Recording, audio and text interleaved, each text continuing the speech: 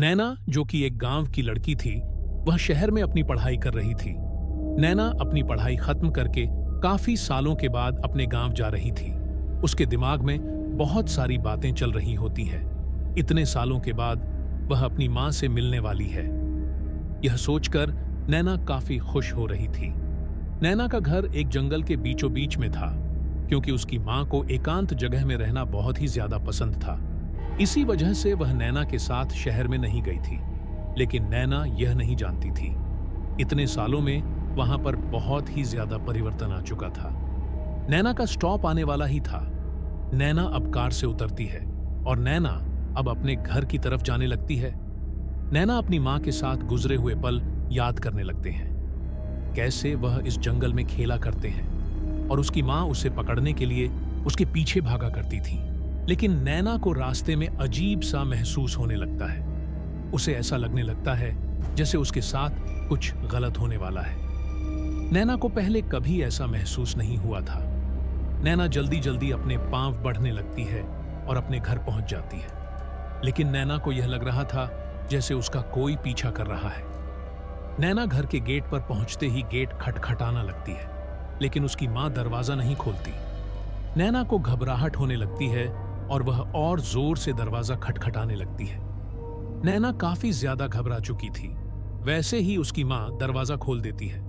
अरे नैना, तुम आ गई, चलो अंदर आओ। नैना घर के अंदर चली जाती है। तुम काफी थक गई होगी, जाओ पहले नहा लो, तब तक मैं तुम्हारे लिए खाना बना देता हूं। नैना नहाने के लिए चली जाती है और तब तक उसकी मां नैना के लिए खाना बनाने लगती है। नैना और उसकी मां ने दोनों ने मिलकर खाना खाया और ढेर सारी बातें की।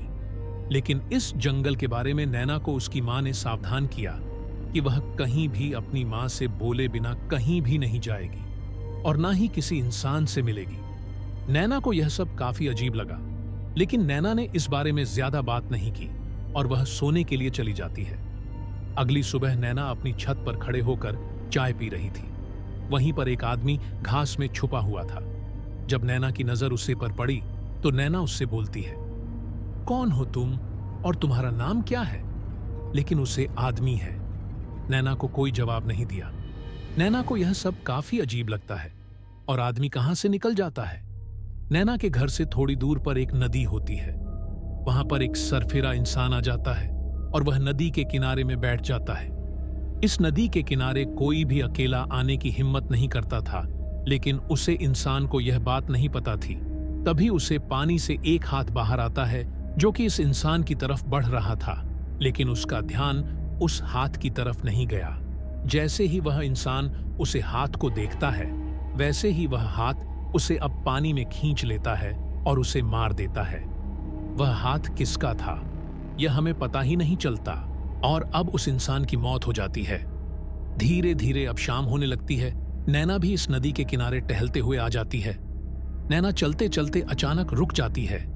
उसको यह लगा जैसे उसके पीछे कोई है। नैना जैसे ही पीछे मुड़कर देखती है, लेकिन अब वहां पर कोई नहीं था। नैना बोलती है, कौन है यहाँ पर, कौन है, सामने आओ। लेकिन वहां पर कोई नहीं होता।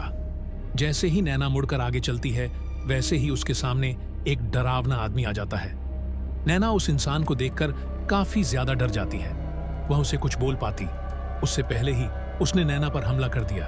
क्या नैना इस मुसीबत से बच पाएगी या फिर नैना इस हमले से मर गई?